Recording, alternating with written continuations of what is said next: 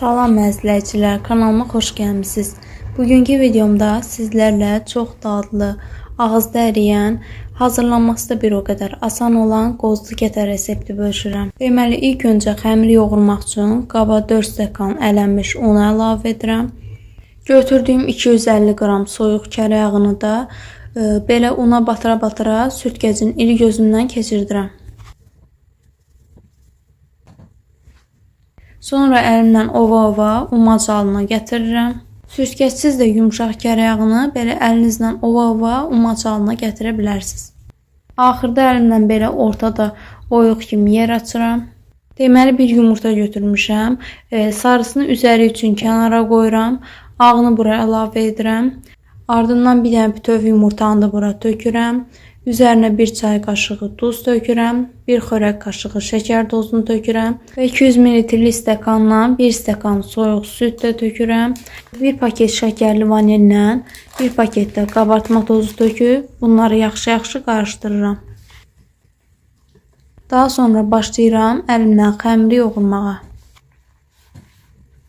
Xəmiri çox da yoğurmaq lazım deyil. Biraz belə əlimizlə toparlayırıq.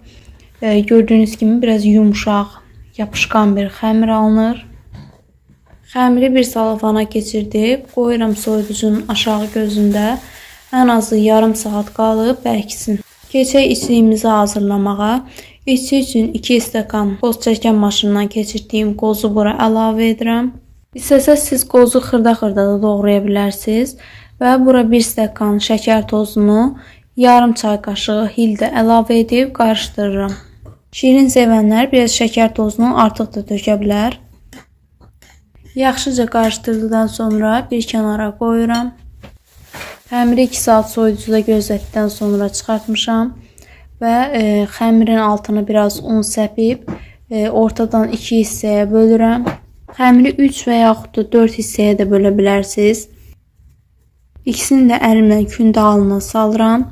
Və bir hissəsini götürüb həmən dəstə vasitəsilə açıb yaymağa başlayıram.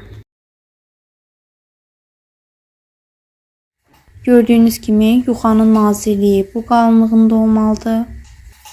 İçliyim xəmirə daha yaxşı yapışması üçün belə cüzi kərə yağı ilə xəmiri yağlayıram.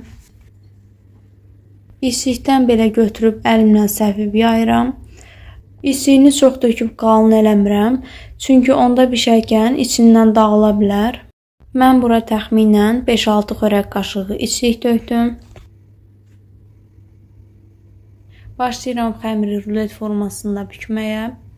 Bükərkən biraz qaldıra-qaldıra bükün ki, içlik içindən dağılmasın. Aşağı hissəsində gördüyünüz formada çimdiklə büküb bağlayıram. Və üzəri üçün ayırıb qoyduğum yumurtanın sarısını üstünə qəşəngcə çəkirəm.